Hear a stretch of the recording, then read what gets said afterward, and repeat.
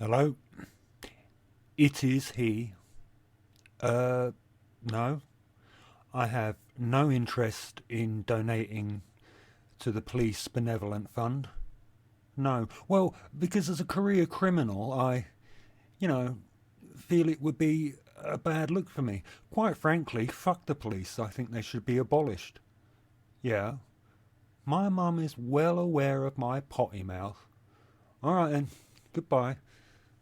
Fucking cold calling cunt trying to do my podcast. Fuck. Welcome, welcome everybody. I'm the Air Quotes Comedian, and this is the Polemics Podcast. Welcome. So I was in. Hello? I am him. No. No, I have no interest in donating to the Veterans Hospital. Well, because as a high-ranking general of the People's Korean Army, I am diametrically opposed to the US military's imperialist ambitions. No, I'm not a comedian. I'm just a man who has delusions of being a comedian. That wasn't comedy.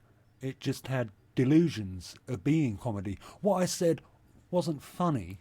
It just had delusions of being funny. Alright then, goodbye. Fucking cold calling tosses. This podcast is fucking ruined now.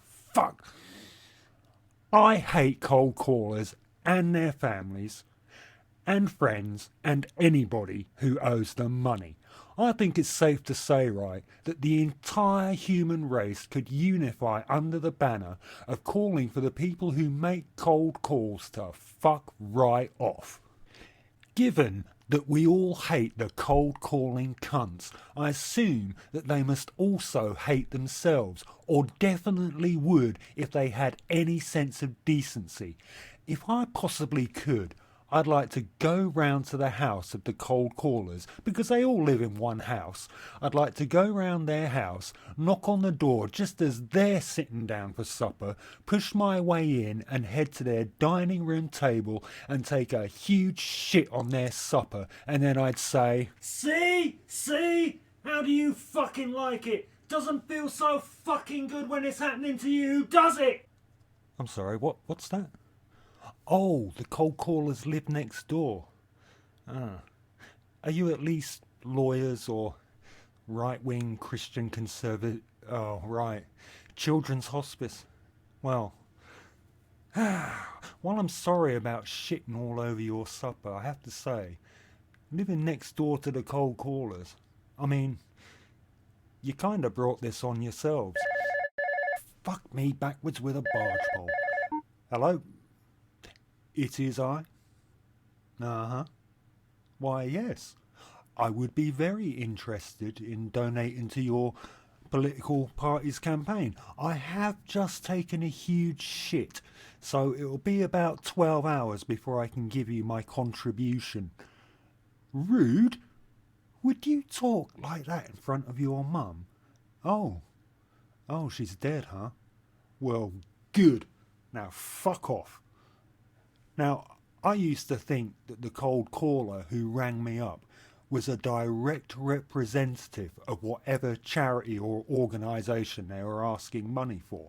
So, if it was clowning under Noteworthy Tree Society, I'd expect that caller to look more or less like Ronald McDonald.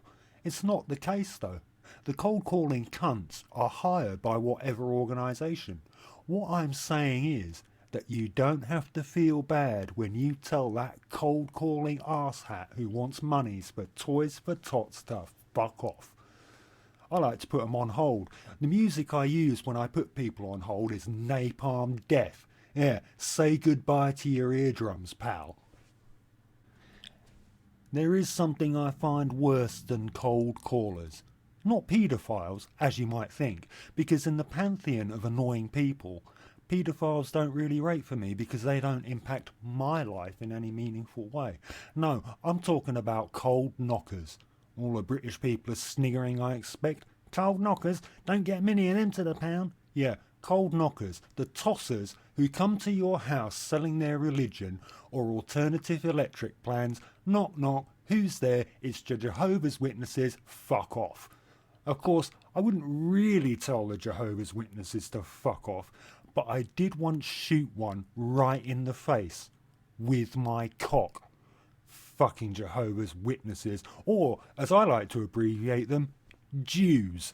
Oof.